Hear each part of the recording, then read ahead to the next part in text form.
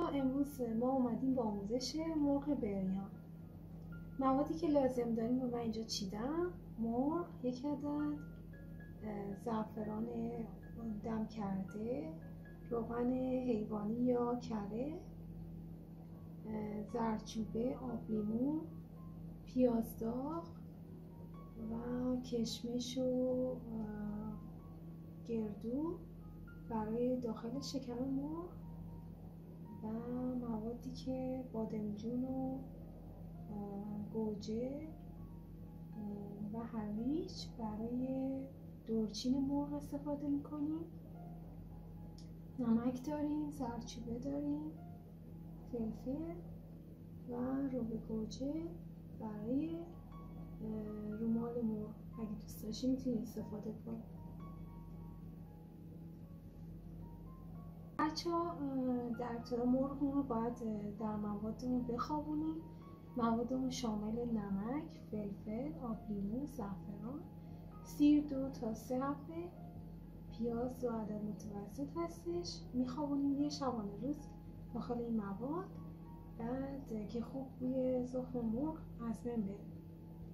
یه جوجه گردان داریم، نیاز نیست مرغ رو نیم پز کنیم. مرغ رو وقتی که توی مواد خوابوندین درش میارین، بعد با مواد رومالش میکنین و شکم رو پر میکنین و داخل جوجه گرم قرار میدین. بچه‌ها الان باید مرغ رو رومال کنیم با زعفران و کره.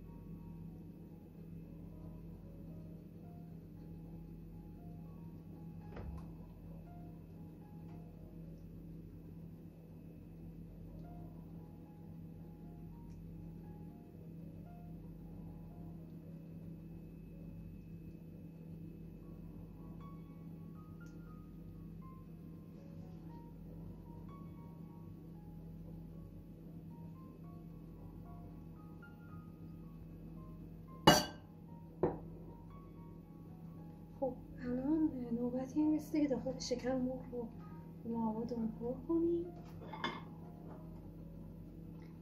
گردو داریم، کشمش و پیازداغ و گرد لیمو که تفتش دادیم.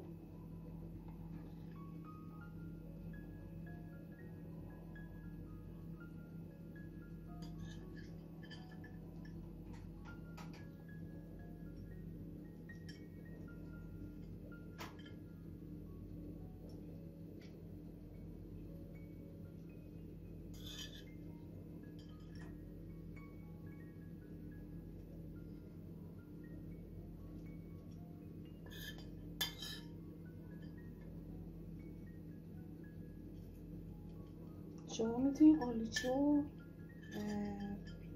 در واقع مرغ انار هم اضافه کنید. اینا همه موادی هستن که به دل بخواه میتونه اضافه بشه برای شکم مرغ.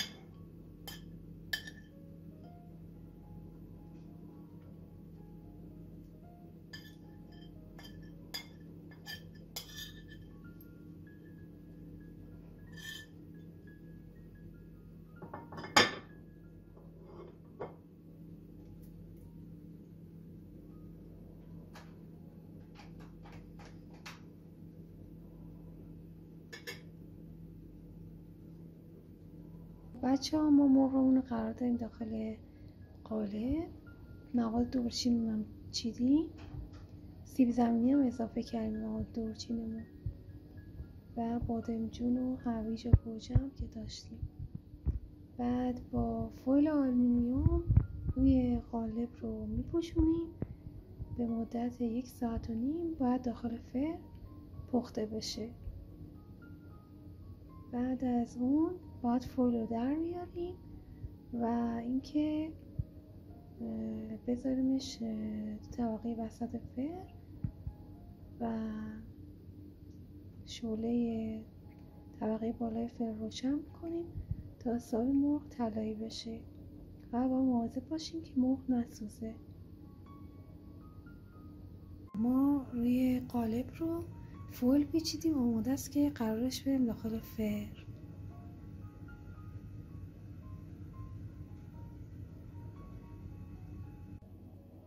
خب بچه ها، مرغمون آماده شده، از فرن درش آوردیم و حسابی هم طلایی شده.